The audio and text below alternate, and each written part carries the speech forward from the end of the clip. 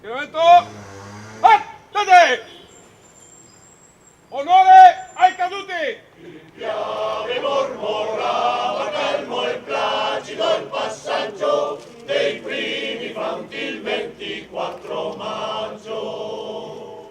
Oltre 300 gli alpini che hanno commemorato in una cerimonia a Sant'Andrea i caduti della battaglia di Nikolajevka, 2 date che non si possono dimenticare, dice il sindaco di Vittorio Veneto Roberto Tonon.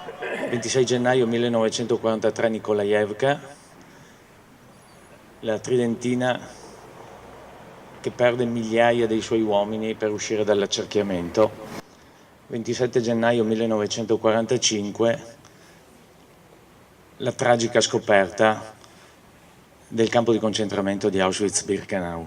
Ricordare i tragici eventi della campagna di Russia, ma soprattutto quella specifica battaglia, è un gesto di dovere morale, spiegano le penne nere. Pensare lo strazio di quei giorni, di quei mesi, al gelo, al freddo, agli stenti, sotto il fuoco nemico e amico tante volte, e soprattutto pensare che quello era l'ultimo baluardo, pensare che al di là di quel sottopasso, di quella ferrovia c'era la salvezza, c'era la patria, c'era il ritorno a baita, a casa.